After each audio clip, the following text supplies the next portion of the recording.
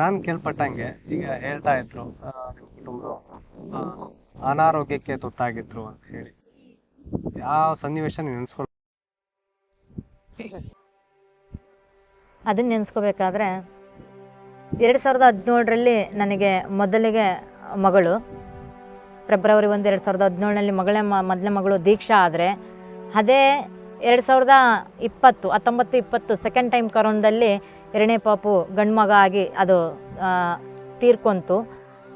ತದನಂತರದಲ್ಲಿ ಅದರದ್ದು ಒಂದು ಪರಿಣಾಮನೋ ಅಥವಾ ಯಾವುದ ಒಂದು ನನ್ನ ಪ್ರಾರಬ್ಧ ಕರ್ಮನೋ ಗೊತ್ತಿಲ್ಲ, ಅದು ಅವಾಗ ಕರೋನಾ ಇಂಜೆಕ್ಷನ್ ಅಂತ ಹಾಕ್ಸ್ಕೊಂತಿದ್ವಿ, ಬೂಸ್ಟರ್ ಅಂತ. ಆ ಬೂಸ್ಟರ್ ಇಂಜೆಕ್ಷನ್ ಬೇಡ ಅಂತಲೂ ಅವಾಗ ಬಂದು ಹಾಕಿದ್ರು. ಅದು ಈಗ ನನಗೆ ಡಾಕ್ಟ್ರ್ ಏನು ಹೇಳ್ಬಿಟ್ರು, ನಿಮ್ಮ ಕಡೆಗೆ ಉತ್ತರ ಕರ್ನಾಟಕದವರೇ ಈ ಕಾಯಿಲೆಗೆ ಭಾಳ ತುತ್ತಾಗ್ತಾ ಇದ್ದೀರಿ. ಕಾರಣ ಹೆಚ್ಚಿನ ಬಿಸಿಲಿನಿಂದ ಈ ಕ್ಯಾನ್ಸರ್ ಬರ್ತಕ್ಕಂಥ ಸಾಧ್ಯತೆ ಇದೆ. ಹಾಗೆ ನೀವು ಗಟ್ಟಿ ಪದಾರ್ಥವಾದಂಥ ರೊಟ್ಟಿಗಳನ್ನು ಊಟ ಮಾಡ್ತೀರಿ ಅಂತ ಅವರೆಲ್ಲ ನನಗೆ ಹೇಳ್ಪಟ್ರು. ಹಾಗೆ ಕರೋನಾ ಟೈಮ್ನಲ್ಲಿ ಬೂಸ್ಟರ್ ಇಂಜೆಕ್ಷನಿಂದು ಪಾಪು ತೀರ್ಕೊಂಡಾಗ ಹಾಲು ಒಂದು ಉತ್ಪತ್ತಿ ಆಗದೆ ಇರ್ತಕ್ಕಂಥ ಸಂದರ್ಭದಲ್ಲಿ ಇರ್ಬೋದು ಅಂತಕ್ಕಂಥ ಸನ್ನಿವೇಶ ಬಂದಾಗೆ ನಾನು 2024ರಲ್ಲಿ ನನ್ನ 3ನೇ ಮಗ ಆಗಿರ್ತಕ್ಕಂಥ ರೋಹಿತ್ ಆಚಾರ್ ಅವರು ಜನನ ಆಗಬೇಕಾದ್ರೆ ಆ ಒಂದು ಪ್ರೆಗ್ನೆನ್ಸಿ ಕನ್ಸೀವ್ ಅಲ್ಲಿ ಇರ್ಬೇಕಾದ್ರೆ 8.5 ಅಲ್ಲಿ ನನಗದು ಲೆಫ್ಟ್ ಬ್ರೆಸ್ಟ್ ಅಂತಕ್ಕಂಥದ್ದು ಒಂದು ಬಿಗುತ, ಗಟ್ಟಿಯ ಭಾಗವಾಗಿ ನನಗೆ ಸೆಳೆತವನ್ನು ತಗೊಂತ ಬಂತು. ಡಾಕ್ಟ್ರಿಗೆ ಕನ್ಸಲ್ಟ್ ಮಾಡಿದಾಗ ನಿಮಗೆ ಹೆರಿಗೆ ಸಿಂಟಮ್ಸ್ ಇದ್ದಾವೆ, ಅದು ಹೆರಿಗಾಗಿಂದ ಹೋಗ್ತತಿ ಅಂತ ಹೇಳಿದ್ರು. ಹೆರಿಗಾಗಿ 4 ದಿನಕ್ಕೂ ಹೋಗದೆ ಕಾರಣಕ್ಕೆ ಹಾಗೆ ಬಯಾಪ್ ಸರ್ಜರಿ ಮಾಡಿದ್ರು ಸಹ 3 ಹತ್ರ ಬಯಾಪ್ ಸರ್ಜರಿ, ಬೆಂಗಳೂರು, ಹೊಸಪೇಟೆ ಮತ್ತು ಹುಬ್ಬಳ್ಳಿಯಲ್ಲಿ ಮಾಡಿದ್ರು ಸಹ ಅದು ನೆಗೆಟಿವ್ ಬಂತು. ತದನಂತರದಲ್ಲಿ ನೆಗೆಟಿವ್ ಬಂದು ಆಶ್ಚರ್ಯಕತೆ ಏನಪ್ಪಾ ಅಂದರೆ ಹುಬ್ಬಳ್ಳಿಯಲ್ಲಿ ಪೆಟ್ ಸ್ಕ್ಯಾನ್ ಮಾಡಿದಾಗ ಅವಾಗ ಒಂದು ಇನ್ಸ್ಟಲ್ ಸ್ಟೇಜ್ ಅಂತಕ್ಕಂಥ ಸೂಚು ಅಲ್ಲಿ ಗೊತ್ತಾಯಿತು. ಇಮಿಡಿಯೇಟ್ಲಿ ನಾವು ಹೆರಿಗೆ ಆಗಿ ಒಂದು 10ನೇ ದಿನದಿಂದನೇ ನಾವು ಈ ಟ್ರೀಟ್ಮೆಂಟನ್ನು ನಾವು ಶುರು ಮಾಡ್ಕೊಂಡ್ವಿ. ಆದರೆ ಆ ಪಾಪುಗೆ ನನ್ನ ಹಾಲು 3 ದಿನ ಅಷ್ಟೇ ನನ್ನ ಪಾಪು ಹಾಲು ಕುಡಿತು. ತದನಂತರದಲ್ಲಿ ಚಿಲ್ಡ್ರನ್ಸ್ ಡಾಕ್ಟರ್ ಕನ್ಸಲ್ಟನ್ಗೆ ಪೌಡ್ರ್ ಹಾಲ್ ಮೂಲಕ ಅದು ಬೆಳೀತು. ಈಗ ಸಾಯ್ತೀನಿ ಅಂತಕ್ಕಂಥ ಸನ್ನಿವೇಶ ಆ ಕ್ಯಾನ್ಸರ್ ತಂದುಕೊಟ್ಟಿತ್ತು ನನಗೆ. ನನ್ನ ನೋಡಿದವರು ಯಾರು ಬದುಕ್ತೀನಿ ಅಂತ ಹೇಳಕ್ಕೆ ಸಾಧ್ಯನೇ ಇದ್ದಿಲ್ಲ. ಮೊನ್ನೆ ನನ್ನ ಸೋದರ ಮಾಮ ಅಂದ, ನೀನು ಬಾಯಾಗ ಅಕ್ಕಿ ಕಾಳು ಹಾಕೊಂಡಿದ್ದೆ, ನೀನು ಬದುಕ್ತೀಯ ಅಂತ ಅಂದ್ಕೊಂಡೇ ಇರಲಿಲ್ಲ ಅಂತಕ್ಕಂಥದ್ದು. ಅಂಥ ಸನ್ನಿವೇಶ ಇವತ್ತು ನಾನೀಗ ನಿಮ್ಮ ಕಣ್ಣೆದುರಿಗಿದ್ದೀನಿ, ಇಷ್ಟೊಂದು ಯಶಸ್ಸುಗಳಿಗೆ ಆಗಿದ್ದೀನಿ, ಇಷ್ಟೆಲ್ಲ ನಾನು ಚೈತನ್ಯದಿಂದ ಮಾತಾಡ್ತಿದ್ದೀನಿ, ಅದೇ ಆ್ಯಕ್ಟಿವಿಟಿ ಇದ್ದೀನಿ, ಮೊದಲಿನಾಗೆ ಬಂದೆ ಅಂತಕ್ಕಂದ್ರೆ ಅದು ಯಾವುದರ ಒಂದು ಶಕ್ತಿ ಸ್ವರೂಪ ಅಂದರೆ ಸಂಗೀತ.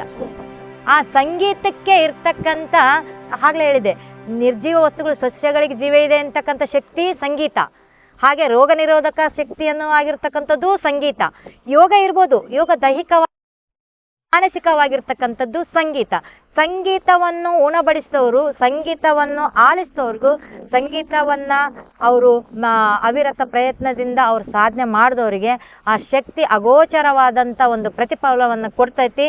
ಎಂಥ ರೋಗಕ್ಕೂ ಇದ್ರೂ ಸಹ ಆ ರೋಗವನ್ನ ಹೋಗಲಾಡಿಸಿ ಮತ್ತೆ ಉತ್ತೇಜನವನ್ನ, ಉಲ್ಲಾಸವನ್ನ ಕೊಡ್ತಕ್ಕಂಥ ಚೈತನ್ಯ ಶಕ್ತಿ ಸಂಗೀತಕ್ಕಿದೆ. ಆಗಲೇ ಹೇಳಿದೆ ನಾನು, ಏಕೈಕ ವಿದ್ಯೆ, ತಿಳಿದೂಗ್ತಕ್ಕಂಥ ವಿದ್ಯೆ ಯಾವುದು ಅಂದ್ರೆ ಸಂಗೀತ ಅಂತಕ್ಕಂಥದ್ದು. ಆ ಸಂಗೀತದಿಂದನೇ ನಾನು ಇವತ್ತು ಬೆಳಕಿಗೆ ಬಂದಿದ್ದು.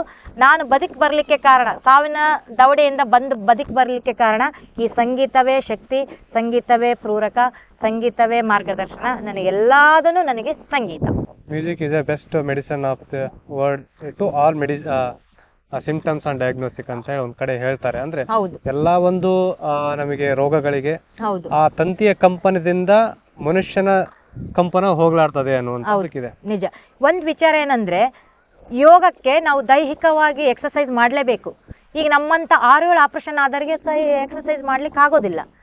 ಆವಾಗ ಅದು ದೈಹಿಕ ಯೋಗ ರೋಗಕ್ಕೆ ಮುಕ್ತಿ ಅಂತ ಹೇಳ್ತಾರೆ. ಅಂತ ಸಂದರ್ಭದಲ್ಲಿ ನಮ್ಮ ಸಂಗೀತ ಉಪಯೋಗ ಆಗುತ್ತೆ. ಸಂಗೀತ ಯಾವುದೇ ರೀತಿ ದೈಹಿಕ ಮುಖ ಇಲ್ಲ, ಆರಾಮ ಕೂತ್ಕೊಂಡ್ರೆ ಎಂತ ಅನಾರೋಗ್ಯಕ್ಕೊಳಗಾದ್ರು ಸಹ ಆ ಸಂಗೀತ ಆಲಿಸಿದ್ರೆ ಸಾಕು, ಅದು ರೋಗ ನಿರೋಧಕ. ಅದು ಜೈ ಜಯಂತಿ ರಾಗ ಅಂತ ಇದೆ. ಆ ಜೈ ಜಯಂತಿ ರಾಗ ಪಾರ್ಶ್ವಿ ಹೊಡೆದವರಿಗೆ ಆ ಜೈ ಜಯಂತಿ ರಾಗ ನಾವು ಕ್ರಮಬದ್ಧವಾಗಿ ಸಾಧನೆ ಮಾಡಿ ಆಡಿದ್ರೆ ಇವತ್ತಿಗೂ ಸಹ ಪಾರ್ಶ್ವಿ ಅಂತಕ್ಕಂಥದ್ದು ಹೋಗ್ಲಾಡುತ್ತೆ ಆ ಜೈ ಜಯಂತಿ ರಾಗಕ್ಕೆ. ಹಾಗೆ ಇನ್ನೊಂದು ಶಕ್ತಿ ಮೇಘರಾಗ ಅಂತ ಇದೆ. ಅವಾಗ ತಾನ್ಸೇನ್ ಆಡಿರ್ತಕ್ಕಂಥ ದೀಪಕ್ ರಾಗ. ಆ ತಾನ್ಸೇನ್ ಅವರು ಆಡ್ಬೇಕಾದ್ರೆ, ದೀಪಕ್ ರಾಗವನ್ನು ಹಾಡ್ಬೇಕಾದ್ರೆ ಆ ಸುತ್ತ ಇರ್ತಕ್ಕಂಥ ಆ ಸ್ಥಳ ಏನ ಆವರಣ ಇರುತ್ತಲ್ಲ, ಆ ಬೆಂಕಿಯ ಜಳದ ರೂಪದಲ್ಲಿ ಇರ್ತದೆ ಅದು. ಅಷ್ಟೊಂದು ಶಕ್ತಿ ಆ ಸಂಗೀತಕ್ಕಿತ್ತು. ಆ ತಾನ್ಸೆಯನ್ನು ದೀಪಕ ರಾಗವನ್ನ ಹಾಡಿ ಅದನ್ನ ಸ್ಥಳವನ್ನ ಆ ಬೆಂಕಿಯ ಜ್ವಾಲದಂತೆ ಇರ್ತಕ್ಕಂಥದ್ದು ಅದನ್ನ ತಣ್ಣಗ್ ಮಾಡಕ್ಕೋಸ್ಕರ ಮತ್ತೆ ಮೇಘರಾಗ ಅಂತಕ್ಕಂಥದ್ದನ್ನ ಶಿಷ್ಯಳಿಗೆ ಸಾಧನೆ ಮಾಡಿಸಿ ಆ ಮೇಘರಾಗವನ್ನ ಹಾಡಿ ಮಳೆಯನ್ನ ತಂಪು ತರಿಸಿ ತದನಂತರದಲ್ಲಿ ಆ ಒಂದು ಚೈತನ್ಯತೆ ಆ ಸಂಗೀತಕ್ಕಿದೆ ಅಂತ ಹೇಳಿಕ್ಕೆ ಇಷ್ಟಪಡ್ತೇನೆ.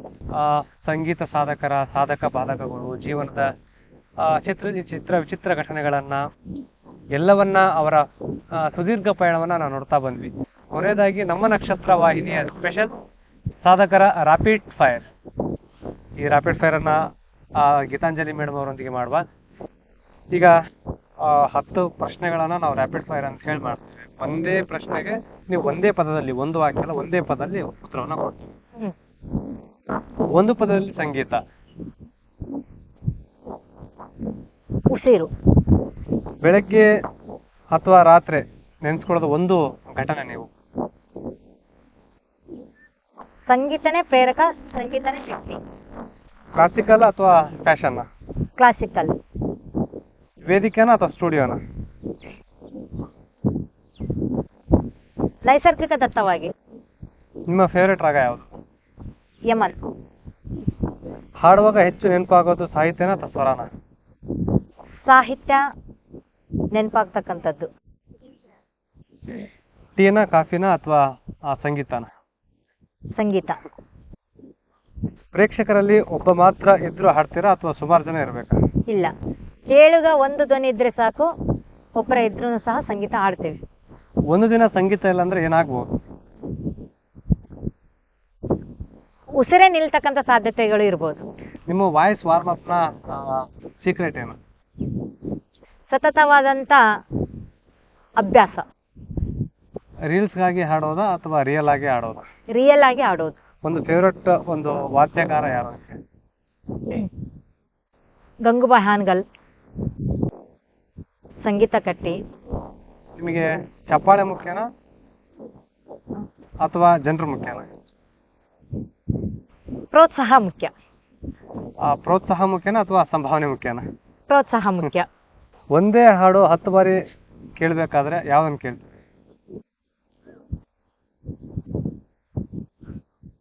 ಸಂಗೀತ ಅಂದಿಂದ ಎಲ್ಲಾ ವಿಧಗಳ ಹಾಡುಗಳನ್ನು ಬೇರ್ಪಡಿಸ್ಲಿಕ್ಕೆ ಸಾಧ್ಯನೇ ಇಲ್ಲ. ಹಾಗಾಗಿ ನಾವು ಸಂಗೀತಗಾರರಾಗಿದ್ದು ಎಲ್ಲದನ್ನು ನಾವು ಇಷ್ಟಪಡ್ಲಿಕ್ಕೆ ಸಾಧ್ಯತೆ ಇದೆ. ಹಾಡ್ಬೇಕಂದ್ರೆ ಯಾವ ಹಾಡನ್ನ ಹಾಡ್ತೀವಿ? ಗಾಯಿ ಗಣಪತಿ. ಸಮಯದ ಅಭಾವದಿಂದ ಇಲ್ಲಿಗೆ ಕಡಿತಗೊಳಿಸಲಾಗಿದೆ. ಮತ್ತಷ್ಟು ವಿಚಾರಗಳನ್ನ, ಮತ್ತಷ್ಟು ಚಿಂತನೆಗಳನ್ನ, ಮತ್ತಷ್ಟು ಜೀವನದ ಮೆಲುಕುಗಳನ್ನ ಮುಂದಿನ ಸಂಚಿಕೆಯಲ್ಲಿ ಮತ್ತೊಮ್ಮೆ ನಾವು ಮೆಲುಕು ಹಾಕುವ. ಅಲ್ಲಿವರೆಗೂ ನಮಸ್ಕಾರ. ಗೀತಾಂಜಲಿ ಬಾಲ್ಯದಿಂದಲೇ ಶ್ರಮಜೀವಿ ಅಂದರೆ ತುಂಬ ಶ್ರಮಜೀವಿ. ನನಗೆ ಬಲಗೈ ಇದ್ದಂಗೆ. ಯಾಕಂದ್ರೆ ನಂದು ಶುಗರ್ ಫ್ಯಾಕ್ಟ್ರಿ ಸರ್ವಿಸ್ ಮಾಡಿ ರಿಟೈರ್ಡ್ ಆದೆ ನಾನು. ಆದ ಟೈಮ್ಗೆ ಇವಳಿಗೆ ಅದಾಯಿತು, ಚೆನ್ನಾಗಿ ಅಭ್ಯಾಸ ಆಯಿತು. ಚಿಕ್ಕಂತ 8ನೇ ಕ್ಲಾಸ್ 9ನೇ ಕ್ಲಾಸ್ ಓದ್ಬೇಕಾದ್ರೆ ಅಪ್ಪಾಜಿ ನನಗೆ ಸಂಗೀತ ಅಭ್ಯಾಸ ಬೇಕು ಅಂದ್ಲು. ಓದ ಮಂದಿಲ್ಲ, ನನಗೆ ಅದ್ರ ಜೊತೆಗೆ ಸಂಗೀತ ಬೇಕು. ಸಂಗೀತಕ್ಕೆ ಮತ್ತು ಒಬ್ಬರು ಹಡಗಲಿಂದ ಗುರುಗಳನ್ನ ಕರೆಸಿ ವಾರ ಅವರಿಗೆ ಪೇಮೆಂಟ್ ಮಾಡಿ ಸಂಗೀತ ಅಭ್ಯಾಸ ಮಾಡಿಸಿದ್ವಿ. ಸೀನಿಯರ್ ಆಯಿತು, ಅವಳ ಜೊತೆ ನನಗೂ ಸೀನಿಯರ್ ಆಯಿತು. ಮಗಳು ಭಾಳ ಆಸ್ತಿಕ ಪರಿಸ್ಥಿತಿ ಬಂದು ಈ ಮಟ್ಟಕ್ಕೆ ನಿಂತಳ್ರಿ, ಅದೇ ನಮಗೆ ಖುಷಿ ಅಷ್ಟೇ. ನಾನು ಸಾಧನೆ ಸಂಗೀತ ಟೀಚರ್ ಸಾಧನೆ ಮಾಡ್ಯಾಳ, ಕಟ್ಗೆ ತೊಗೊಂಬಂದಾಳ, ಎಲ್ಲ ಕೆಲಸ ಮಾಡ್ಯಾಳ. ಒಂದು ಇಂಥದ್ದು ಮಾಡಿಲ್ಲ ಅನ್ನಂಗಿಲ್ಲ. ಅದಕ್ಕೆ ನಾ ಹೆಮ್ಮೆ ಪಡ್ತೀವಿ ಅಷ್ಟೇ. ನಮ್ಮ ಮಗಳಿಂದ ನನಗೆ ಬೆಳಕು, ನಮ್ಮ ಮಕ್ಕಳಿಂದಲೇ ನಮಗೆ ಬೆಳಕು.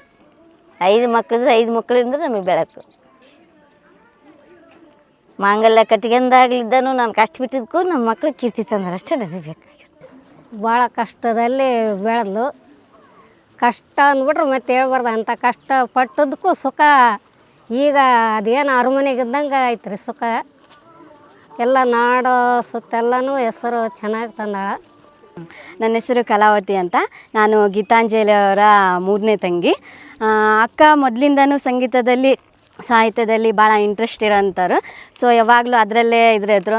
ಅಪ್ಪಾಜರು ಕೂಡ ನಮ್ಮ ರಂಗಗೀತೆಗಳನ್ನು ಆಡ್ಕೊತ ಅವರು ಸಂಗೀತ ಸಾಹಿತ್ಯದಲ್ಲಿ ಇದ್ದಂಥವ್ರು. ಸೊ ಅದೇ ಆಸಕ್ತಿನೇ ಅಕ್ಕಗೂ ಬಂದಿತ್ತು. ಸೊ ಅದನ್ನು ಮುಂದುವರ್ಸೋಕ್ಕೆ ಆವಾಗಿನ ಪರಿಸ್ಥಿತಿಯಲ್ಲಿ ಸ್ವಲ್ಪ ಆರ್ಥಿಕ ಪರಿಸ್ಥಿತಿ ಇತ್ತು. ಯಾಕಂದರೆ ನಾವು ಎಲ್ಲ ಹೆಣ್ಮಕ್ಳೇ ಇದ್ವಿ, ಅಪ್ಪಾಜಿ ಒಬ್ಬರೇ ದುಡಿಯೋರಿದ್ದರು. ಸೊ ಅದರಲ್ಲಿ ಕೂಡ ಅವಳಿಗೆ ಮುಂದುವರಿಯೋಕ್ಕೆ ಕೆಲವೊಂದು ಸ್ಥಾನಗಳಲ್ಲಿ ಕಳ್ಸೋಕ್ಕಾಗಲಿಲ್ಲ.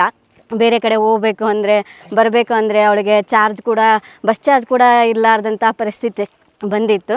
ಸೊ ಅಂಥದ್ರಲ್ಲಿ ಅಪ್ಪಾಜಿನೂ ಮತ್ತು ನಮ್ಮ ಅಜ್ಜಿಯವರು, ನಮ್ಮ ಅತ್ತೆಯವರು, ನಮ್ಮಮ್ಮವರು ಎಲ್ಲರೂ ಸಪೋರ್ಟ್ ಮಾಡಿ ಅವಳನ್ನ ಅದರಲ್ಲೇ ಅವಳು ಮುಂದುವರಿಲಿ, ಅವಳಿಗೆ ಅದು ಇಂಟ್ರೆಸ್ಟ್ ಇದೆ ಅಂತ ಹೇಳಿ ಅವಳಿಗೆ ಅದೇ ಇದಕ್ಕೆ ಇಲಾಖೆಗೆ ಪ್ರೋತ್ಸಾಹ ಕೊಟ್ಕೊಂತ ಮನೆಯಲ್ಲೇ ಸಂಗೀತ ಪಾಠ ಅಭ್ಯಾಸ ಮಾಡ್ತಾಯಿದ್ರು. ಮಾಡ್ತಾ ಮುರಾರ್ಜಿ ಶಾಲೆಯಲ್ಲಿ ಅವ್ರಿಗೆ ಅಪಾಯಿಂಟ್ ಆಯಿತು. ಸೊ ಆವಾಗಿನ ಕಾಲದಲ್ಲೆಲ್ಲ ಸಂಗೀತವಾದ ಮಾಡೋಕ್ಕಂದರೆ ಅವಳು ಎಲ್ಲ ಸಾಮಗ್ರಿಗಳನ್ನು ಏನಂದರೆ ತಬಲನ, ಹಾರ್ಮೋನಿಯಮ್ನ, ತಂಬೂರಿನ ಎಲ್ಲೂ ಏನೂ ಬಾಡ್ಗೆ ಮಾಡ್ಕೊಳ್ಳಾರ್ದೆ ಅವಳೇ ತೊಗೊಂಡು ಹೋಗ್ತಿದ್ಲು. ಬಸ್ ಹತ್ತೋದಾಗಲಿ, ಬಸ್ ಇಳಿಯೋದಾಗಲಿ, ಅದ್ರ ಜೊತೆ ವಯಸ್ಸಾದ ಅಪ್ಪನೂ ಅತ್ತೆನೂ ಅವ್ರ ಜೊತೆನೇ ಸಪೋರ್ಟ್ ಇದ್ದರು. ಸೊ ಇವ್ರನ್ನೂ ಕರ್ಕೊಂಡು ಆ ಲಗೇಜ್ನ ತೊಗೊಂಡು ಕೆಲವು ಕಡೆ ಭಾಳ ಕಡೆ ಓಡಾಡಿದ್ದಾಳೆ ಅವಳು. ಎಲ್ಲ ಕಡೆ ಕಾರ್ಯಕ್ರಮ ಕೊಟ್ಟಿದ್ದಾಳೆ, ಭಾಳ ಕಡೆ ಕಾರ್ಯಕ್ರಮ ಕೊಟ್ಟು ಎಲ್ಲ ಕಡೆನೂ ಓಡಾಡಿ ಎಲ್ಲರ ಆಶೀರ್ವಾದ ಅನುಗ್ರಹದಿಂದ ಅವಳು ಇವಾಗೂ ಕೂಡ ಚೆನ್ನಾಗಿ ಪ್ರಾಕ್ಟೀಸ್ ಮಾಡ್ತಾ ಇಲ್ಲಿ ಮಕ್ಕಳಿಗೆಲ್ಲ ಇದನ್ನು ಮಾಡ್ತಾರೆ. ದೊಡ್ಡ ಅಕ್ಕ ಅನ್ನೋಕ್ಕಿಂತ ನಮ್ಮ ಮನೆಯಲ್ಲಿ ದೊಡ್ಡ ಮಗನ ಥರನೇ ಇದ್ದು ಎಲ್ಲ ಜವಾಬ್ದಾರಿನೇ ತೊಗೊಂಡಿದ್ದಾರೆ. ನಾನು ಇದು ತಂಬ್ರಳ್ಳಿಯಲ್ಲಿ ಹೆಲ್ತ್ ಇನ್ಸ್ಪೆಕ್ಟ್ರಾಗಿ ಕೆಲಸ ಮಾಡ್ತಿದ್ದೀನಿ. ಸೊ ನಾವು ಓದೋಕ್ಕೆ ನಮಗೆ ಬಸ್ ಪಾಸಿಂದ ಹಿಡಿದು ಸ್ಕೂಲ್ ಯೂನಿಫಾರ್ಮು, ಬಟ್ಟೆ ಎಲ್ಲ ಅಕ್ಕಂದೆ ಸಣ್ಣದೊಂದು ಜೆರಾಕ್ಸ್ ಅಂಗಡಿ ಇಟ್ಕೊಂಡಿದ್ರು. ಸೊ ಅದನ್ನೇ ನಡೆಸ್ಕೊತಾನೆ ಇದ್ದರು. ಸೊ ಅದನ್ನು ನಡೆಸ್ಕೊತ ಆಮೇಲೆ ಅಪ್ಪಾಜರು ಪ್ರೋತ್ಸಾಹದಿಂದ ಅಪ್ಪಾಜರಿಗೆಲ್ಲ ಅನ್ನೋರು ಜನ ಎಲ್ಲ, 4 ಜನ ಹೆಣ್ಮಕ್ಳು ಇಷ್ಟೆಲ್ಲ ಯಾಕೆ ಓದಿಸ್ಬೇಕು, ಮದುವೆ ಮಾಡಿ ಕಳಿಸಿದ್ರಾತು, ಹೆಣ್ಮಕ್ಳನ್ನ ಇಷ್ಟೆಲ್ಲ ಯಾಕೆ ಓದಿಸ್ಬೇಕು, ಅಲ್ಲಿ ಯಾಕೆ ಕಳಿಸ್ಬೇಕು ಅಂತ ಕೆಲವು ಟೀಕೆಗಳು, ನಿಂದನೆಗಳು ಜೀವನದಲ್ಲಿ ಎಲ್ಲರ ಜೀವನದಲ್ಲಿ ಬರೋಂತೆ ನಮ್ಮ ಜೀವನದಲ್ಲಿ ಬಂತು. ಕಷ್ಟದಿಂದ ಬಂದಿರೋದಕ್ಕೂ ಅವಳು ಬೆಳೆದಿರೋಕ್ಕೂ ನಮಗೂ ಕೂಡ ಭಾಳ ಹೆಮ್ಮೆ ಇದೆ. ಆಕೆ ನಮ್ಮ ಅಕ್ಕ ಅಂತ ಹೇಳ್ಕೊಳಕ್ಕೆ ನಮಗೂ ಒಂದು ಹೆಮ್ಮೆ ಇದೆ. ಹಾಗೆ ಇವಾಗ ಅವ್ರಿಗೆ ಹಸ್ಬೆಂಡ್ ಕೂಡ ಅದೇ ಥರನೇ ಪ್ರೋತ್ಸಾಹ ಕೊಡ್ತಾರೆ ಅವ್ರಿಗೆ. ನಮ್ಮ ಕುಟುಂಬವನ್ನು ಪರಿಚಯ ಮಾಡಿಸೋದಾದ್ರೆ ರಾಘವೇಂದ್ರ ಅಗಡಿ ಅವರು ಅಂತ ದಾವಣಗೆರೆ. ಅವರು ಸಹ ಸಂಗೀತ ಭಾಳ ಆಸಕ್ತರು. ಅವ್ರ ಮನೇಲಿ ಎಲ್ಲರೂ ಸಹ ಅವ್ರ ಸೋದರ ಮಾಮ ಮೊದಲು ಮಾಡಿ ಅವರು ಹಾರ್ಮೋನಿಯಂ ಬಾರಿಸೋದು ಮಾಡೋದು ಎಲ್ಲ ಮಾಡ್ತಾಯಿದ್ರು. ಅವರ ತಾಯಿಯರು ಸತಿಗೂ ಹಾಡ್ತಾರೆ ಪೂಜೆ ಸಮಾಜದಲ್ಲಿ ಇದಲ್ಲಿ. ಅವರು ಸಹ ಕರೋಕೆನ ನನ್ನಕ್ಕಂತೂ ಏನು ಸಂಗೀತ ಕಲ್ತಿಲ್ಲ ಅಂದ್ರೂ ಸಹ SPB ಅವ್ರ ವಾಯ್ಸ್ ಇದ್ದಂಗಿದೆ ಅವ್ರದ್ದು. ಆ ರೀತಿಯಲ್ಲಿ ಅವರು ಸಹ ಕಾರ್ಯಕ್ರಮಗಳನ್ನು ಹಲವಾರು ಕಡೆ ಕೊಡ್ತಾ ಇದ್ದಾರೆ. ಅದೇ ಈಗ ನೀವು ಕಾರ್ತಿಕ್ ಅವರು ನನಗೆ ಅನುಕೂಲ ಮಾಡಿಕೊಟ್ಟಂಥ ತಾರಾಸು ಮಂದಿರಕ್ಕೆ ಅವರೇ ನನಗೆ ಅಲ್ಲಿ ಜೋಡಿನೇ ಬಂದು ಆ ಪ್ರೇರಣೆ ನೀಡಿ ಪ್ರಶಸ್ತಿಗೆ ಭಾಜನರಾಗಿರ್ತಕ್ಕಂಥ ಸನ್ನಿವೇಶನ ಸಹ ಅವ್ರು ತಂದು ಕೊಟ್ಟಿರ್ತಾರೆ. ಚೆಂದ ಹಾಡ್ತಾರೆ ಅವರನ್ನು ಸಹ. ಅವ್ರ ಪ್ರೋತ್ಸಾಹ ಸದಾ ಇದೆ. ಅವ್ರ ಇಡೀ ಫ್ಯಾಮಿಲಿ ಪ್ರೋತ್ಸಾಹನೇ ನನಗೆ ಇದೆ. ನನ್ನ ಹೆಸರು ರಾಘವೇಂದ್ರ ಆಚಾರ್ ಅಂತ. ಇವರು ನನ್ನ ಸಹ ಕುಟುಂಬ ಗೀತಾಂಜಲಿ ಅಂತ. ಇವಳು ನನ್ನ ಮಗಳು ದೀಕ್ಷಾ ಅಂತ. ಇವರು ನನ್ನ ಮಗ ರೋಹಿತ್ ಆಚಾರ್ ಅಂತ. ನಾವು ಕೂಡ ಇದರಲ್ಲಿ ತುಂಬ ಆಸಕ್ತಿ ಇದೆ. ಹಾಗಾಗಿ ಮೊದಲಿಂದನೂ ನಾವು ಸಂಗೀತ ಪ್ರೋಗ್ರಾಮ್ದಲ್ಲಿ ತುಂಬ ಆಸಕ್ತಿ ಇರೋದ್ರಿಂದ ನಾನು ಅಂದ್ಕೊಂಡಂಗೆ ನಾನು ಏನು ಬಯಸಿದ್ನೋ ಅದನ್ನು ನನಗೂ ಇಲ್ಲಿವರೆಗೂ ಸಿಕ್ಕಿದೆ. ಮುಂದೆ ನಾನು ಅದನ್ನು ಹೆಚ್ಚಿಗೆ ಇಷ್ಟಪಡ್ಕೊಂತ ಹೋಗ್ತಿದ್ದೀನಿ. ಏನೋ ನನಗೆ ಈ ಕುಟುಂಬ ನನಗೆ ಸಿಗುತ್ತೆ ಅಂತ ನನಗೆ ಅದು ಕನಸ್ನಾಗೂ ಇರಲಿಲ್ಲ. ಹಾಗಾಗಿ ಅದೇನೋ ನನಗೆ ಬಯಸೋದೇ ಬಂದ ಭಾಗ್ಯ ಅಂತ ನಾನು ಅಂದ್ಕೊಂಡಿದ್ದೀನಿ. ನಾವು ಒಂದು ರೈಲು ಮಜಾ ಟಾಕೀಸ್ ಅಂತ ದಿನನಿತ್ಯ ಅಡ್ಡಾಡೋ ಒಂದು ವೃತ್ತಿಯಲ್ಲಿ ತಣ್ಣೀರಾಗಿರ್ತೇವೆ. ನಾವು ಇಲ್ಲಿಂದ ಕಡೂರು ಮಠನೂ, ನಾವು ದಾವಣಗೆರೆಯಿಂದ ಕಡೂರು ಮಠನೂ ಹೋಗ್ತಾ ಇರ್ತೇವೆ ಟ್ರೈನಲ್ಲಿ. ಆ ಟ್ರೈನಲ್ಲೂ ಕೂಡ ನಾವು ಪ್ರತಿ ವರ್ಷ ಕನ್ನಡ ರಾಜ್ಯೋತ್ಸವ ತುಂಬ ಟ್ರೈನ್ ಒಂದು ಬೋಗಿಯಲ್ಲಿ ತುಂಬ ಚೆನ್ನಾಗಿ ಆಚರಿಸ್ಕೊಂತ ಬಂದಿದ್ದೇವೆ. ಮಜಾ ಟಾಕೀಸ್ನಲ್ಲಿ ಆ ರೈಲ್ವೆಯಲ್ಲಿ ರಿಟೈರ್ಡ್ ಆದಂಥ ಪರ್ಸನ್ನವ್ರಿಗೆ, ಹಾಗೆ ಮತ್ತು ಟ್ರಾನ್ಸ್ಫರ್ ಆದಂಥ ಪರ್ಸನ್ಸ್ ಅವರಿಗೆ, ಅಂಥ ವ್ಯಕ್ತಿಗಳನ್ನೆಲ್ಲ ಗುರುತಿಸಿ ಅವರಿಗೆ ಇವರು ಮಜಾ ಟಾಕೀಸಿನಿಂದ ಅವರಿಗೆ ಒಂದು ಸನ್ಮಾನ ಸಮಾರಂಭ ಮಾಡಿ ಅವರಿಗೆ ಆ ಸಂಗೀತವನ್ನು ಉಣಬಡಿಸಿ ಕಳಿಸ್ತಕ್ಕಂಥ ಕಾರ್ಯವನ್ನು ಅದನ್ನು ಮಾಡ್ತಾಯಿದ್ದಾರೆ. ಆ ಕಾರ್ಯ ನಿಜಕ್ಕೂ ಶ್ಲಾಘನೀಯವಾಗಿರ್ತಕ್ಕಂಥ ಕಾರ್ಯ ಆಗಿದೆ. ಆಗಲೇ ಹೇಳಿದೆ, ಸಂಗೀತ ಯಾರಿಗೆ ಒಲಿದಿಲ್ಲ, ಅದು ಪ್ರತಿಯೊಬ್ಬರ ಜೀವನದಲ್ಲಿ ಇದೆ, ಪ್ರತಿಯೊಬ್ಬರ ಅಂಶದಲ್ಲಿನೇ ಇದೆ. ಬೆಳೆಸ್ಕೊಳ್ತಕ್ಕಂಥ ಸಮಯ ಸಂದರ್ಭಕ್ಕೆ ಅನುಸಾರವಾಗಿ ಬೆಳೆಸ್ಕೊಳ್ತಕ್ಕಂಥ ರೀತಿಯಲ್ಲಿ ಆ ಸಂಗೀತ ಶಕ್ತಿ ಅಗೋಚರವಾಗಿದೆ ಅಂತ ಹೇಳಿಕ್ಕೆ ಇಷ್ಟಪಡ್ತೀವಿ. ಎಲ್ಲರಿಗೂ ನಮಸ್ಕಾರ. ನಮ್ಮ ನಕ್ಷತ್ರ TV ಅವ್ರಿಗೆ ಹಾಗೂ ಎಲ್ಲರಿಗೂ ನಮಸ್ಕಾರ. ನಾನು ನಮ್ಮ ಶಿಕ್ಷಕಿಯರ ಬಗ್ಗೆ ಹೇಳಬೇಕಂದ್ರೆ, ಸಂಗೀತ್ ಮಿಸ್ ಅಂದರೆ ಫುಲ್ ಫೇವ್ರೆಟ್ ಟೀಚರು. ಅವರು ಸಂಗೀತ ನಾನು ನಾನು ಫಸ್ಟ್ ಸಿಕ್ಸ್ತ್ ಒಳಗೆ ಬಂದಿದ್ದೆ. ಸಿಕ್ಸ್ತರಲ್ಲಿ ನಮಗೆ ಯಾವುದಾದ್ರೂ ಸಮಾರಂಭ ಅಥವಾ ದಿನಾಚರಣೆ ಇದ್ದಾಗ ನಮಗೆ ಸಂಗೀತ ಹೇಳ್ಕೊಡ್ತಿದ್ರು. ಅವರು ಕಷ್ಟಪಟ್ಟು ಹೇಳ್ಕೊಡ್ತಿದ್ರು ನಮಗೆ. ಅವ್ರು ಎಷ್ಟು ಚೆನ್ನಾಗಿ ಹೇಳ್ತಿದ್ರು ಅಂದರೆ ಸಂಗೀತವನ್ನು ರಾಗ ತಾಳ ಹಿಡಿದು ಅವರು ಮತ್ತು ವೀಣಾ, ತಬಲ, ಹಾರ್ಮೋನಿಯಂ. ನಮ್ಗೆ ಹಾರ್ಮೋನಿಯಂ ಬರ್ತಿದ್ದಿಲ್ಲ, ನನ್ನ ವಾಯ್ಸು ಸ್ವಲ್ಪ ಗರ್ ಅಂತಿತ್ತು. ಅದನ್ನು ಅವರು ಸ್ವಲ್ಪ ಆ ಥರ ಮಾಡು, ಈ ಥರ ಮಾಡಂತ ಅವ್ರು ಹೇಳ್ಕೊಟ್ಟಿದ್ದಾರೆ. ಆಮೇಲೆ ಅವ್ರು ಸರಿಗಮಪ, ನಂಗೆ ಸರಿಗಮಪ ಹಾರ್ಮೋನಿಯಂ ಅಂದ್ರೇ ಗೊತ್ತಿದ್ದಿದ್ದಿಲ್ಲ. ಆಮೇಲೆ ಮ್ಯೂಸಿಕ್ ಅಂದ್ರೇ ಗೊತ್ತಿದ್ದಿದ್ದಿಲ್ಲ. ಇವರೆಲ್ಲ ಪರಿಚಯ ಮಾಡಿಕೊಟ್ಬಿಟ್ರು ನನಗೆ. ನೆಕ್ಸ್ಟು ಹಾರ್ಮೋನಿಯಂ, ಸರಿಗಮಪ ಅವನ್ನೆಲ್ಲ ರಾಗ ತಾಳ ಹೇಳ್ಕೊಟ್ಟಿದ್ದಾರೆ. ಅವ್ರ ಸಹಾಯ ಪರಿಸ್ಥಿತಿ ಬಂದ್ರೂ ಅವ್ರ ಕಾಲ ಮೇಲೆ ಇಟ್ಕೊಂಡು ಅವ್ರ ಗುರಿನ ಬಿಡಲಿಲ್ಲ. ಅವರು ಮಹಾರಾಷ್ಟ್ರ ಅಂತ ಮುಂತಾದ ರಾಜ್ಯಗಳಲ್ಲಿ ಹೋಗಿ ಆ ಕಾರ್ಯಕ್ರಮವನ್ನು ಕೊಟ್ಟು ಬಂದಿದ್ದಾರಂತೆ. ನಕ್ಷತ್ರ ಟಿವಿಯವರಿಗೆ ನಮಸ್ಕಾರಗಳು. ನಾನು ಸಿಕ್ಸ್ತ್ ಬಂದಾಗ ಇಲ್ಲಿ ನಾನು ಕಂಡಂಥ ಅಪರೂಪದ ವ್ಯಕ್ತಿತ್ವ ಅಂದರೆ ನಮ್ಮ ಸಂಗೀತ ಮಿಸ್. ಇವ್ರು ನನಗೆ ಫೇವ್ರೆಟ್. ಇವರು ಎಷ್ಟು ಸಂಗೀತದಲ್ಲಿ ಆಸಕ್ತರಾಗಿದ್ರು ಅಂದರೆ ಇವರು ಎಷ್ಟೊಂದು ಹೆಲ್ತ್ ಇಶ್ಯೂಸ್ ಇದ್ವಿ ಅವರಿಗೆ, ಕ್ಯಾನ್ಸರ್ ಆ ಥರ ಎಲ್ಲ ಇದ್ರೂ ಅವರು ಸಹಾಯ ಪರಿಸ್ಥಿತಿಯಲ್ಲಿ ಕೂಡ ಸಂಗೀತವನ್ನು ಬಿಡದೆ ಬದುಕು ಬಂದಿದ್ದಾರೆ. ಅಂದರೆ ಅದಕ್ಕೆ ಕಾರಣ ಸಂಗೀತ ಅಂತ. ನನ್ನ ಹೆಸರು ಸಾಕ್ಷಿ ಅಂತ, ನಮ್ಮೂರು ಮಾಗ್ಲ. ನಾನಿವಾಗ 10th ಸ್ಟ್ಯಾಂಡರ್ಡಲ್ಲಿ ಓದ್ತಿದ್ದೀನಿ. ನನಗೆ ಸಂಗೀತ ಮಿಸ್ ಅಂದರೆ ಭಾಳ ಇಷ್ಟ. ಅವ್ರು ಕಲಿಸೋ ಆ್ಯಕ್ಟಿವಿಟೀಸ್ ಅಂದ್ರೂ ಇಷ್ಟ.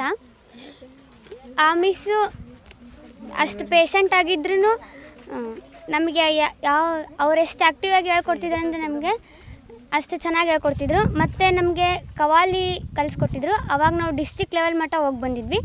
ಅಲ್ಲಿ ಭಾಳ ಚೆನ್ನಾಗಿ ಹೇಳ್ಕೊಟ್ಟಿದ್ರು ನಮಗೆ ಕವಾಲಿ. ಮತ್ತು ಸ್ಕೂಲ್ ಡೇ ಟೈಮಲ್ಲಿ ಜಸ್ಟ್ ಒಂದು ವಾರದಲ್ಲಿ ನಮಗೆ 40 ಪ್ರೋಗ್ರಾಮ್ಸ್ ಹೇಳ್ಕೊಟ್ಟಿದ್ರು. ಅದು ರಾತ್ರಿ 10:30 ತನಕನೂ ಅವ್ರು ಊಟ ಮಾಡದೆ ಎಷ್ಟು ಕಷ್ಟಪಟ್ಟು ಹೇಳ್ಕೊಟ್ಟಿದ್ರು ಅಂದರೆ ನಮಗೆ ಅಷ್ಟು ಕಷ್ಟಪಟ್ಟು ಹೇಳ್ಕೊಟ್ಟಿದ್ರು. ಮತ್ತು ಅವ್ರನ್ನ ನಾವು ಮ್ಯೂಸಿಕ್ ಟೀಚರಾಗಿ ಪಡ್ಕೊಳಕ್ಕೆ ಭಾಳ ಪುಣ್ಯ ಮಾಡಿ ಅನಿಸ್ತತಿ. ಅವ್ರು ನೋಡಿದರೆ ನಮ್ಗೆ ಹೆಮ್ಮೆ ಅನಿಸ್ತತಿ. ನಾವು ಮುಂದೆ ಅವ್ರ ಥರ ಆಗ್ಬೇಕಂದ್ರೆ ಅವರೇ ನಮಗೆ ಇನ್ಸ್ಪಿರೇಷನ್ ಅಂತ ತಗೊಂತೀನಿ. ಸಂಗೀತ ಮಿಸ್ ಹೇಳ್ಬೇಕಂದ್ರೆ ಇಲ್ಲಿ ಬಂದಾಗ ನನ್ನ ಜಗ್ಗು ಫೇವ್ರೇಟ್ ಟೀಚರ್ ಅಂದ್ರೆ ಸಂಗೀತ ಮಿಸ್ಸು. ನಾನು ಬಂದಾಗ ನನಗೆ ಇಲ್ಲಿ ಯಾರೂ ಪರಿಚಯ ಆಗಿದ್ದಿಲ್ಲ. ಆವಾಗ ಸಂಗೀತ ಮಿಸ್ಸು ಹೆದರ್ಬೇಡ ಕಣೆ, ಸುಮ್ಮನೆ ಇಲ್ಲಿ ಇಲ್ಲ ನಾವು ಇರ್ತೇವಲ್ಲ ಅಂತ ಹೇಳಿದರು. ಸಂಗೀತ ಮಿಸ್ ನನಗೆ ಮಿಸ್ ಅಲ್ಲ, ನನ್ನ 2ನೇ ತಾಯಿ ಇದ್ದಂಗೆ. ಅವರು ನಮಗೆ ಕ್ಲಾಸ್ ಮಾಡೋ ಮುಂದೆ ನಾವೆಲ್ಲ ಬಾಯ್ ಮಾಡೋ ಮುಂದೆ ಅವ್ರು ಜಾಸ್ತಿ ಮಾತಾಡಿದ್ರು ಅವ್ರ ನರ ಎಲ್ಲ ಉಬ್ತಿತ್ತು. ಅವನ್ನೆಲ್ಲ ನೋಡಿದ್ವಿ. ಅವರು ಹುಷಾರಿಲ್ದಾಗ ಅವ್ರ ಬಾಡಿಯನ್ನು ಕಪ್ಪಾಗ್ಬಿಟ್ಟಿತ್ತು. ಅವ್ರ ಕೈಯಾಗಿನ್ನೂ ಹಂಗೈತಿ, ಹೋಗೇ ಇಲ್ಲ ಅದು. ನಾವು ಜಗ್ಗು ಅವರು ಕ್ಲಾಸಿಗೆ ಬರಲಿ ಅಂತ ಕಾಯ್ತಿದ್ವಿ. ಅವರು ಕೂದಲ ನನಗೆ ಜಗ್ಗು ಇಷ್ಟ. ಅವರು ತಬಲಾ ಬಾರಿಸೋ ಮುಂದೆ ನಮಗೇನೋ ಮೈ ರೋಮಾಂಚನ ಅನ್ನಿಸ್ತಿತ್ತು. ನಾಡಗೀತೆ ಹೇಳೋ ಮುಂದಾಗಲಿ, ರಾಷ್ಟ್ರಗೀತೆ ಹೇಳೋ ಮುಂದಾಗಲಿ ಅವ್ರದ್ದು ಈ ಪ್ರಾಕ್ಟೀಸ್ ಮಾಡಿಸೋ ಮುಂದೆ ಅವರು ನಮಗೆ ಜಗ್ಗು ಇಷ್ಟ. ಮತ್ತು ಅವರು ಪಾಪು ರೋಹಿತ್ ಸಣ್ಣವನಿದ್ದವಾಗ ನಮಗೆ ಸ್ಕೂಲ್ ಡೇ ಆದಾಗ ನಾವು 10:30 ಮಟ್ಟ ಇದ್ರೂ ಪಾಪು ಊಟ ಮಾಡ್ಸೋಕ್ಕಾಗ್ತಿದ್ದಿಲ್ಲ ಅವರಿಗೆ. ಮತ್ತು ಅವರು ರೂಮ್ ಸೂಪರ್ವೈಸರ್ ಆದಾಗ ಟೈಮಿಗೆ ಹೋಗಿ ಊಟ ಮಾಡೋಕ್ಕಾಗ್ತಿದ್ದಿಲ್ಲ. ಅಷ್ಟು ಪೇಷಂಟ್ ಇದ್ರೂ ಅವರು ಟೈಮಿಗೆ ಊಟ ಮಾಡ್ತಿದ್ದಿಲ್ಲ. ಮತ್ತು ನಾವು ಶಿಕ್ಷಕ ವೃತ್ತಿ ಅಂತ ಬಂದಾಗ ನಾವು ಮಾಡಲೇಬೇಕಮ್ಮ ಅಂತಿದ್ರು. ಆದರೂ ಮಿಸ್ ನಿಮ್ಮ ಹೆಲ್ತ್ ಮುಖ್ಯ ಅಲ್ರಿ, ನನ್ನ ಹೆಲ್ತ್ಗಿಂತ ನೀವೇ ಮುಖ್ಯ ಅಂತ ಹೇಳ್ತಿದ್ರು. ನಾವು ಎಲ್ಲದರಲ್ಲೂ ಇಂಥ ಟೀಚರ್ಸ್ ನಾನು ಎಲ್ಲಿ ನೋಡಿಲ್ಲ. ಇವ್ರು ನನ್ನ ಜಗ್ಗು 2ನೇ ತಾಯಿ ಅನ್ನೋಕ್ಕೇನು, ಇಬ್ಬರು ನನ್ನ 2ನೇ ತಂದೆ ತಾಯಿ ಇದ್ದಂಗೆ ಹೇಳೋಕ್ಕೆ ಇಷ್ಟಪಡ್ತೀನಿ. ನನ್ನ ಹೆಸರು ಆಫ್ರೀನ್ ಅಂತ. ನನಗೆ ಸಂಗೀತ ಮಿಸ್ ಅಂದರೆ ಜಗ್ಗು ಇಷ್ಟ. ಅವ್ರು ಏನು ಹೇಳ್ಬೇಕಂತ ಗೊತ್ತಾಗಬಾರ್ದು.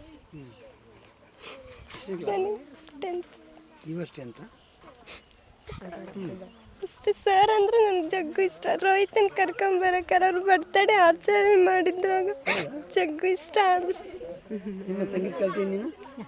ಜಗ್ಗು ಇಷ್ಟ ಸರ್. ಆದ್ರೆ ನಾನು ಕಲ್ತೀನಿ ಸರ್. ಇಲ್ಲ ಕವಾಲಿ ಅಷ್ಟೇ ಸರ್. ಅಂದರೆ ಹೊಸಪೇಟೆ ಮಠ ಹೋಗಿ ಬಂದಿದ್ದು ನಾವು.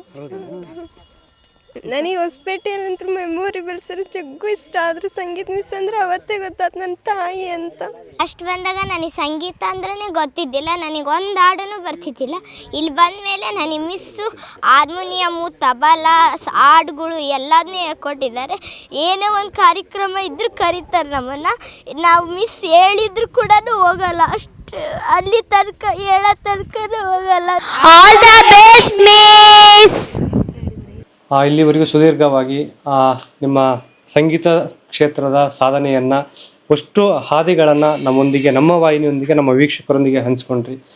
ಈ ಒಂದು ನಿಮ್ಮ ಅಮೂಲ್ಯ ಸಮಯವನ್ನು ನಮಗಾಗಿ ಮೀಸಲಿಟ್ಟದಕ್ಕೋಸ್ಕರ ವಾಹಿನಿಯ ಪರವಾಗಿ ಮತ್ತು ವೀಕ್ಷಕ ಪರವಾಗಿ ನಿಮಗೂ ಮತ್ತು ನಿಮ್ಮ ಎಲ್ಲ ಕುಟುಂಬ ವರ್ಗಕ್ಕೂ, ನಿಮ್ಮ ವಿದ್ಯಾರ್ಥಿಗಳಿಗೂ ಅತ್ಯಂತ ಆದರಣೀಯ ಮತ್ತು ಪ್ರೀತಿಪೂರ್ವಕ ಧನ್ಯವಾದಗಳು. ಈ ನಕ್ಷತ್ರ ವಾಹಿನಿ ಅಗೋಚರ ಮತ್ತು ನಿರಂತರ ದಿಟ್ಟ ಮಾರ್ಗದಲ್ಲಿ ನಡೀತಿರ್ತಕ್ಕಂಥ ಆ ಒಂದು ಇದರಲ್ಲಿ ಬರ್ತಕ್ಕಂಥ ರತ್ನ ಮುತ್ತುಗಳನ್ನು ಸಮುದ್ರದಲ್ಲಿ ಆಳವಾಗಿ ಇಳಿದು ಗುರುತಿಸಿ ರತ್ನ ಮುತ್ತುಗಳನ್ನು ತೆಗೆದ ಹಾಗೆ ಇವರು ಒಂದು ಹಳ್ಳಿಗೆ ಹೋಗಿ ಪ್ರತಿಭೆಗಳನ್ನು ಗುರುತಿಸಿ ಆ ಪ್ರತಿಭೆಗಳನ್ನು ಹೊರತೆಗೆಯುವಂಥ ಪ್ರಯತ್ನ ಮಾಡಿ ಅವರಿಗೆ ಒಂದು ಮಾರ್ಗದರ್ಶನ ಮೂಲಕ ಅವರಿಗೆ ಯಶಸ್ವಿಗೆ ಮತ್ತು ಜಯಕ್ಕೆ ಖಂಡಿತವಾಗಿ ಮಾರ್ಗ ನಮ್ಮದಿದ್ದೇ ಇದೆ ಅಂತಕ್ಕಂಥ ಒಂದು ಗುರುವ ಒಂದು ಹಾದಿಯಲ್ಲಿ ಹೊರಟಿರ್ತಕ್ಕಂಥ ಈ ನಕ್ಷತ್ರ TV ಆಗಿರುತ್ತೆ. ನಕ್ಷತ್ರ ನಾಡಿ ಅಂದ್ರೂ ತಪ್ಪಾಗಂಗಿಲ್ಲ. ಸಾಹಿತ್ಯ ಸಂಗೀತಕ್ಕೋಸ್ಕರ ಇಲ್ಲೇ ಈಗ ಕಾರ್ತಿಕ್ ಅವರಿದ್ದಾರೆ, ಅವ್ರಿಗೆ ಅನಸ್ತೇಶ ಮಾಡ್ತಾ ಇದ್ದಾರೆ. ಏನಾದರೂ ಇದ್ರೆ ಹಿಂಗೆ ನಾಡಿ ಹಿಡಿದು ನೋಡಿ ಇಡೀ ದೇಹದ ಆರೋಗ್ಯ ಹೇಳ್ತಾರೆ. ಹಾಗೆ ಇದು ನಕ್ಷತ್ರ ನಾಡಿ ಒಂದು ಸ್ವಲ್ಪ ಸುಳುವು ಸಿಕ್ಕರೆ ಸಾಕು, ಅದರದ ಒಂದು ಮಾರ್ಗದ ಒಂದು ತಗೊಂಡೋಗಿ ಆಕಾಶದ ಎತ್ತರಕ್ಕೆ ಆ ಕಲೆಯನ್ನು ಬೆಳೆಸ್ತಕ್ಕಂಥ ಚೈತನ್ಯದ ಒಂದು ಚಿಲಿಮೆಯಲ್ಲಿ ಆ TV ನಡೀತಾ ಇದೆ. ಅದು ಇನ್ನೂ ಎತ್ತರವಾಗಿ ಯಶಸ್ವಿಗೊಳ್ಳಿ, ಇನ್ನೂ ಎತ್ತರವಾದಂಥ ಪ್ರಶಸ್ತಿಗಳನ್ನು ಅದಕ್ಕೆ ದೊರಕಲಿ ಅಂತ ಹೇಳ್ತಾ, ಆ ನಕ್ಷತ್ರ ನಾಡಿಯವ್ರಿಗೂ ಇಲ್ಲಿವರೆಗೂ ನನಗೆ ಸಮಯವನ್ನು ಅವಕಾಶ ಮಾಡಿಕೊಟ್ಟಿರ್ತಕ್ಕಂಥ ಕಾರ್ತಿಕ್ ಸರ್ ಅವ್ರಿಗೂ ಎಷ್ಟು ಹೇಳಿದ್ರು ನಂದು ಅದು ಅಗೋಚರ ಅಂತ ಹೇಳ್ಬೋದು. ಯಾಕಂದ್ರೆ ಆಗಲೇ ಹೇಳಿದಂಗೆ 3-4 ಪ್ರಶಸ್ತಿಗಳು ನನಗೆ ಕಾರ್ತಿಕರವರಿಂದನೇ ದೊರಕಿರೋದು. ಅವನು ತಾರೂ ಬೆಳೆದಲ್ದಲೆ ತನ್ನ ಜೊತೆಗೆ ಇದ್ದವ್ರನ್ನೆಲ್ಲರನ್ನೂ ಬೆಳೆಸ್ತಕ್ಕಂಥ ಒಂದು ವ್ಯಕ್ತಿತ್ವ, ಒಂದು ವ್ಯಕ್ತಿಗತವಾದಂಥ ಗುಣ ಅವಂದಾಗಿರುತ್ತೆ. ಅದೇ ಒಂದು ಮಾರ್ಗದಲ್ಲಿ ಈ ನಕ್ಷತ್ರ TV ಅವರು ಸಹ ಚಿಕ್ಕರೆ ಸಾಕು ನಾವು ಬೆಳೆಸೋಣ. ಅದು ಗಾಳಿಗೆ ನಾವು ಗಾಳಿ ಪುಷ್ ಮಾಡಿದರೆ ಸಾಕು ಅದು ಅದೇನು ಗಾಳಿಪಟವಾಗಿ ಹಾರುತ್ತೆ ಅಂತಕ್ಕಂಥ ಒಂದು ನಾಡಿಯಲ್ಲಿ ಅವರು ಮಾಡ್ತಾ ಇದ್ದಾರೆ. ಆ ನಕ್ಷತ್ರ TVಗೆ ನಾನು ಯಾವಾಗಲೂ ಚಿರಋಣಿ ನನ್ನ ಕುಟುಂಬಕ್ಕಾಗಲಿ ಸಮೇತವಾಗಿ, ನನ್ನ ಪ್ರಿಯ ವಿದ್ಯಾರ್ಥಿಗಳ ಸಮೇತವಾಗಿ, ನನ್ನ ಒಂದು ಪರೋಕ್ಷವಾಗಿ ಪ್ರತ್ಯಕ್ಷವಾಗಿ ಇರ್ತಕ್ಕಂಥ ಇದಕ್ಕೆ ಪ್ರೋತ್ಸಾಹಿಸತಕ್ಕಂಥ ಎಲ್ಲರಿಗೂ ಆ ನಕ್ಷತ್ರ TV ಅವರಿಗೂ ಹೃತ್ಪೂರ್ವಕವಾದಂಥ ಧನ್ಯವಾದಗಳನ್ನು ಸಲ್ಲಿಸುತ್ತಾ ಕೃತಜ್ಞತೆಗಳನ್ನು ಅರ್ಪಿಸ್ತಾ ಇದ್ದೇನೆ.